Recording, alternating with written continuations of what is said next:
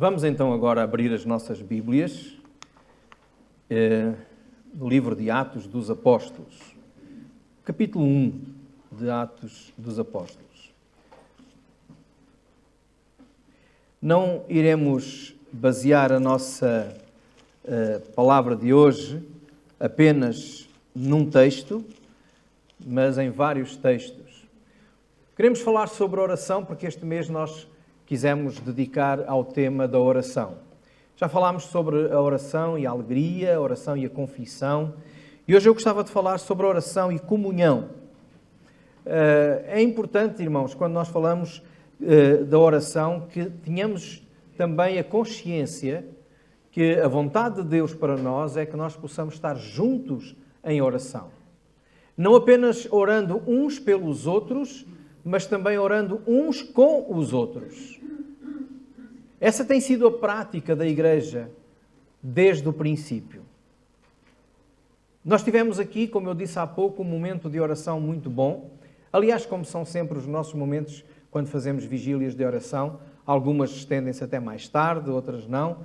Nós tivemos um fim de semana muito cheio, um fim de semana em que não só nas atividades dos jovens, mas também tivemos a Assembleia da Igreja, tivemos a tratar de assuntos relacionados com a vida da Igreja e sentimos a falta de muitos irmãos membros da Igreja, sentimos a falta de vocês, porque as decisões têm que ser de todos, mas estávamos um bom grupo e nós louvamos a Deus por isso. E tivemos então esta vigília de oração que foi um tempo de comunhão, um tempo em que nós pudemos orar uns pelos outros, orámos pelas famílias da Igreja. Pode ter a certeza que mesmo que você não tenha estado aqui, orámos pela sua família, porque tínhamos o nome das famílias da Igreja. Então, porque entendemos que a vida espiritual é complicada. A vida neste mundo é complicada. E para o crente também, porque a Bíblia nos diz que nós não temos que lutar nem contra a carne, nem contra o sangue, ou seja, com coisas físicas, contra pessoas, mas contra as hostes espirituais da maldade. E quando oramos, nós estamos a mexer com, a contrariar a vontade do inimigo, que não quer que nós estejamos perto de Deus. E às vezes, além do momento bom, de alegria, de comunhão, da presença de Deus, também sofremos muitas vezes opressão, e algumas a fúria de Satanás que não deixa que os seus filhos, ou não quer que os filhos de Deus estejam fortalecidos, porque a oração nos fortalece, não é? E de uma maneira inexplicável, esta noite, depois deste tempo de oração, eu passei muito mal. E eram 5 da manhã, eu não conseguia dormir e estava muito mal. E a Teresa a orar por mim, mas graças a Deus hoje eu estou aqui. Porque o diabo não quer que a gente se aproxime de Deus. O diabo não quer que a gente lute.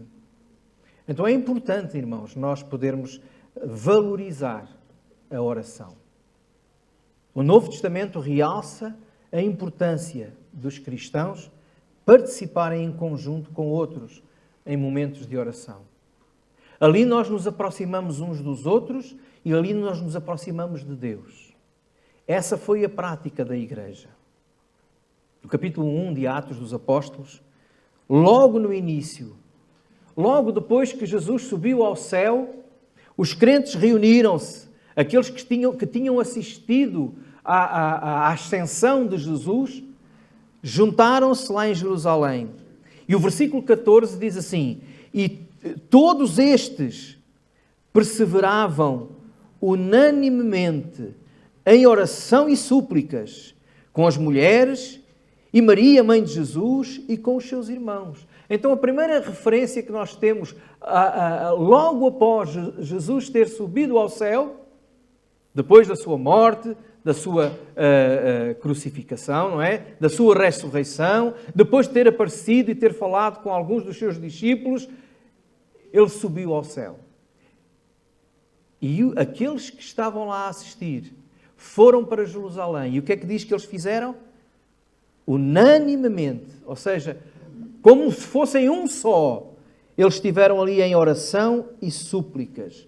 E estavam lá todo o tipo de pessoas, não eram só os apóstolos. Eram muitos discípulos de Jesus ali estavam. As mulheres, Maria e até os irmãos de Jesus que antes não acreditavam nele, agora estavam ali a fazer o quê? Em oração. Eram momentos de incerteza para aqueles crentes.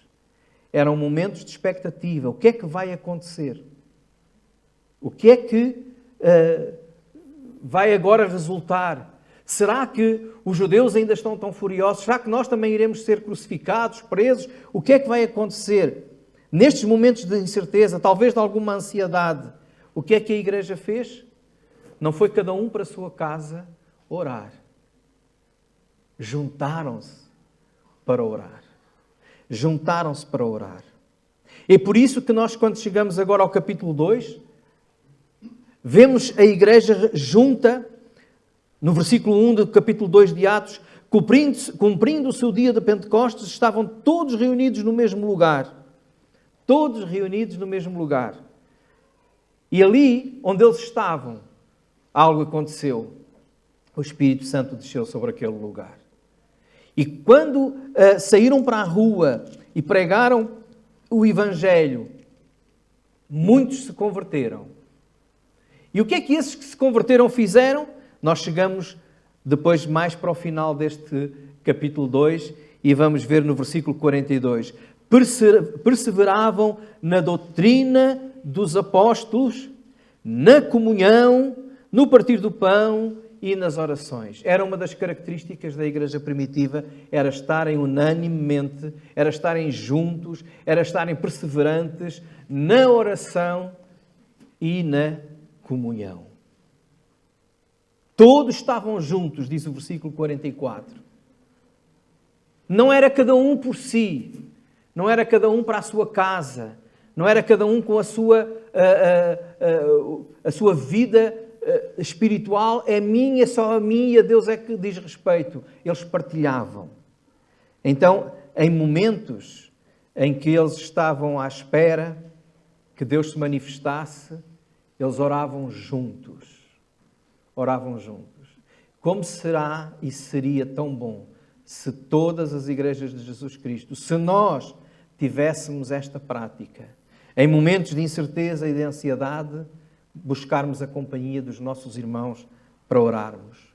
Em momentos de espera, em momentos de querer ouvir Deus, perseverar também na oração e na comunhão uns com os outros. Em momentos de perigo e de dificuldades, a mesma coisa. Continuamos o livro de Atos dos Apóstolos e chegamos ao capítulo 4. Capítulo 4, ao versículo 24. O que é que acontece? Pedro e João foram presos. Tiveram de responder perante o Sinédrio. E, versículo 24 diz que quando isto chegou aos ouvidos da igreja, de todos os irmãos, o versículo 24 diz: e ouvindo eles isto, unânimes, levantaram a voz a Deus e disseram: Senhor, Tu és o Deus que fizeste os céus e a terra, o mar e tudo, e fazem uma oração. Unânimes, juntos, orando nos momentos de dificuldade, nos momentos de perigo para a igreja, nos momentos de perigo para os irmãos, eles oraram juntos. Perante as ameaças dos judeus, perante as intimações dos judeus, e intimidações também, para que deixassem de pregar ou de falar do nome de Jesus, unânimes levantaram a voz a Deus. Unânimes oraram.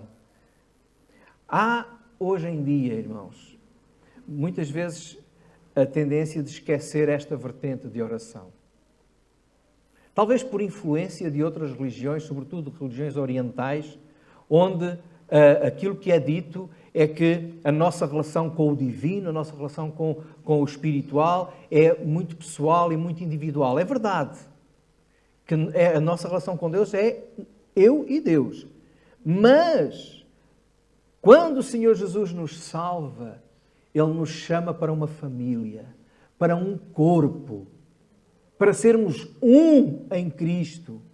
E como é que nós podemos orar uns pelos outros, afastados uns dos outros? sempre encontramos a igreja orando em comunhão. Jesus orava sozinho, mas Jesus chamava os seus discípulos para orarem com ele também. E nós muitas vezes negligenciamos essa prática da oração em comunhão. Quando nós oramos em comunhão, nós nos fortalecemos na nossa fé. Nós podemos ouvir o testemunho de outros irmãos de como Deus fez na vida deles. Podemos ser incentivados na nossa fé. Por isso, nos momentos difíceis, a igreja deve orar juntos, tal como nos momentos de incerteza, tal como nos momentos de ansiedade, tal como nos momentos de espera, a igreja deve orar junto. A igreja perde a oportunidade de viver grandes experiências espirituais, porque não ora junta.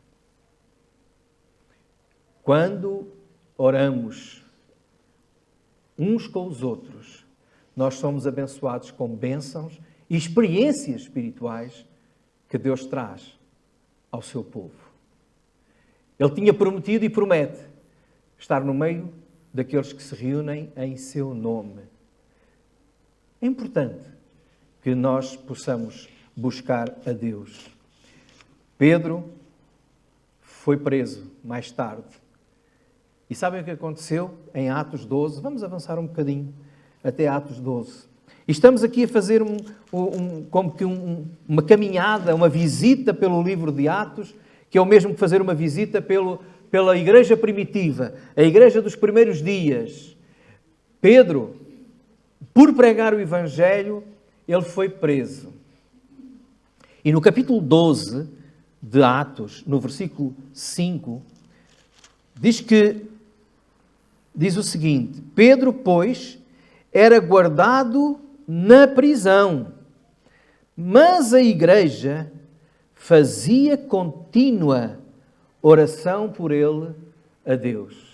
Nosso irmão Pedro está preso. O que é que vamos fazer? Cada um vai para a sua casa e vamos orar por ele.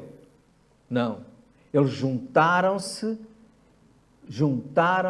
e oraram, e nessa mesma noite, se os irmãos continuassem depois a ler o capítulo 12, nós sabemos que Pedro, que dormia ali entre dois soldados, o Senhor enviou um anjo, tirou-o da prisão. E o que é que Pedro fez quando saiu da prisão? O que é que Pedro pensou? Os meus irmãos devem estar a orar por mim, não é? Então vamos lá. E o versículo 12 diz assim: e considerando ele nisso, portanto, naquilo que tinha acontecido, foi à casa de Maria, a mãe de João, que tinha por sobrenome Marcos. Havia muitas Marias, não é? Maria, mãe de João Marcos, que escreveu o segundo Evangelho, o Evangelho segundo São Marcos.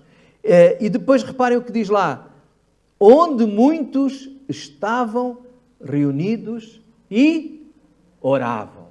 Pedro estava na prisão, a igreja estava em casa de um crente. Muitos estavam ali juntos em oração. Pedro bateu à porta. E vocês conhecem a história, alguns, outros não. Pedro bateu à porta. Uma menina foi ver quem era. Estava tão alegre de ver a cara de Pedro que correu para dentro outra vez a dizer: é Pedro que está lá fora. Não sejas doida, Pedro está na prisão. Reparem, a igreja estava a orar, Deus liberta o Pedro e eles não acreditaram. Às vezes nós oramos assim, também com pouca fé. Mas sabem o que acontece? Quando oramos juntos, a fé de um fortalece a fé do outro. E Deus responde. E depois podemos ver estas experiências maravilhosas, estas respostas. A igreja se alegrou quando viu Pedro. Não foi um crente. Saber da notícia sozinho em casa é uma coisa. Saber da notícia quando todos estão juntos, a orar, e Pedro aparece ali, que alegria. Comunhão na oração. Comunhão na oração. Irmãos, quando nós oramos, é verdade que temos que orar, como Jesus disse: entra no teu quarto, ora a teu Pai que está em oculto. Essa oração pessoal, individual, mas nunca negligenciar a oração em comunhão. Porque aí nós enriquecemos uns aos outros na nossa vida espiritual.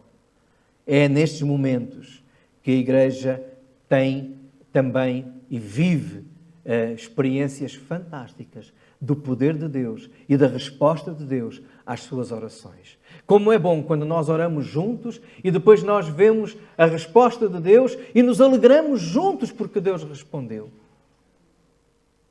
E às vezes surpreende-nos ainda enquanto nós estamos a orar. Esses momentos não têm preço, são inesquecíveis. Também a igreja, no capítulo 13, continuava em oração e em momentos de grandes decisões a igreja orava. Em Atos capítulo 13 inicia-se um grande movimento em Antioquia, na cidade de Antioquia. É um movimento missionário. É a partir dali que Paulo vai fazer 3 grandes viagens missionárias. A igreja estava em oração, o Espírito do Senhor falou com a igreja e disse: separem a Paulo e a Barnabé e mandem. A igreja decidiu fazer missões quando juntos estavam em oração. E o versículo 3 de Atos 13, 3 diz: então, jejuando e orando e pondo sobre eles as mãos, os despediram.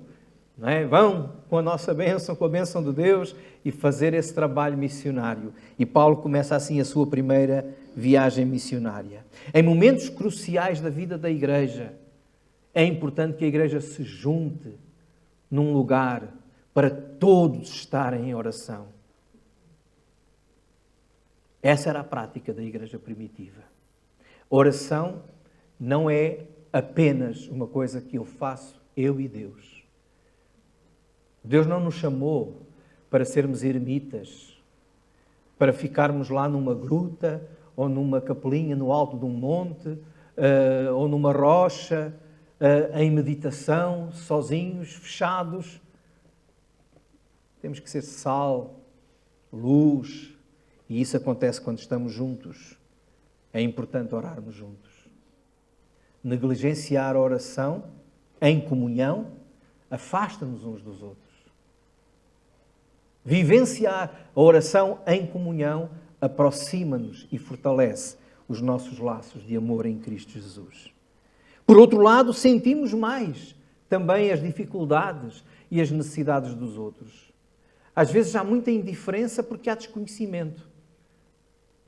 Mas é importante que nós possamos saber como é que estão os nossos irmãos. Tiago, capítulo 5 e versículo 16,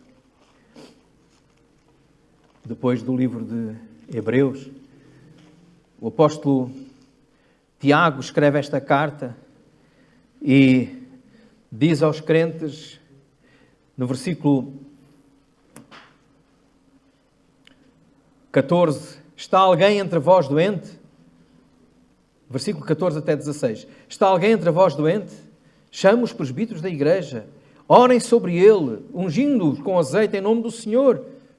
E a oração da fé salvará o doente, e o Senhor o levantará, e se houver cometido pecados, ser-lhe-ão perdoados. Portanto, confessai as vossas culpas uns aos outros, e orai uns pelos outros, para que sareis. A oração feita por um justo pode muito em seus efeitos.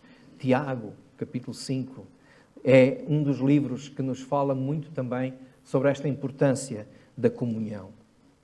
A oração em comunhão traz cura espiritual, traz cura física, traz solução de problemas. É importante que nós possamos partilhar e partilhar com os outros. Às vezes eu fico triste, irmãos, quando sei que um irmão passou por uma dificuldade e só passado muito tempo eu venho a saber que teve mal, às vezes foi hospitalizado, outras vezes esteve deprimido. Nunca foi pedido ao pastor, ore por mim. Nunca foi pedido à igreja, orem por mim, eu preciso de vocês. Irmãos, nós precisamos uns dos outros. Não pense que sozinho vence tudo. Esse pensamento não é de Cristo. Não tenha vergonha de dizer, eu preciso de oração. Porque quem há que não precise de oração? Quem é o irmão que não precisa de oração? Há algum que não precisa? Há algum que é perfeito algum que está completo, que tem tudo. Todos nós precisamos. Então partilhe com os seus irmãos. Daniel, falámos na semana passada de Daniel. Daniel, quando estava para ter que resolver um problema lá, para interpretar um sonho, com uma ameaça, se ninguém adivinhar o que é que o rei aqui sonhou, todos os conselheiros vão morrer, e ele foi para casa. Sozinho? Não. Foi buscar os seus 3 amigos e disse, olha, vamos orar. E oraram juntos. Oraram juntos. E nós temos que orar juntos. Às vezes não precisamos de chamar toda a igreja, mas precisamos chamar irmãos nossos para orarem connosco. Aqui fala em Tiago nos presbíteros, ou seja, os pastores, aqueles que são líderes na igreja, para que orem por vocês. Todos nós beneficiamos, e o reino de Deus também, quando nós vivenciamos a oração em comunhão. A oração em comunhão nos fortalece. A oração em comunhão nos une. A oração em comunhão nos abençoa mais no sentido em que nós podemos viver experiências que sozinhos não vivemos. Porque vivemos aquilo que Deus faz connosco e aquilo que Deus faz com os outros também. A oração em comunhão é a prova e a demonstração de que nos amamos uns aos outros como Jesus nos mandou amarmos-nos uns aos outros. A oração em comunhão é também a consciência de que juntos, unidos, nós temos mais força na nossa oração, porque nos apoiamos uns aos outros. Quando a Bíblia diz suportando-vos uns aos outros, alguns irmãos pensam que é assim, aquele irmão é tão difícil, eu tenho mesmo é que o suportar. Não é nesse sentido. Suportar é ajudar a manter de pé. É ajudar a manter de pé. Então é ficar ao lado de alguém para que esse nosso irmão não caia, para que esse nosso irmão fique, enquanto está mais fraco, a ser restabelecido. E temos que fazer isso uns pelos outros, suportando-vos uns aos outros. Com oração também. Por isso, meus irmãos, deixo aqui hoje este desafio. É bom orar. Eu não duvido que os irmãos tenham a vossa vida de oração. Mas também sei que é muito mais fácil nós nos esquecermos de orar quando isso é só uma coisa individual. Porque normalmente só oramos mais quando estamos aflitos. Mas quando nós, não estando aflitos, procuramos outros irmãos, vamos orar por este, por aquele, pela igreja, por tudo. Aí nós estamos a edificar a igreja de Jesus. E foi para isso que nós fomos chamados. Então que cada um de nós possa buscar uma vida de oração, sim, individual, entre si e Deus, mas nunca desprezando a comunhão com os irmãos em oração. Então que Deus nos abençoe. Amém.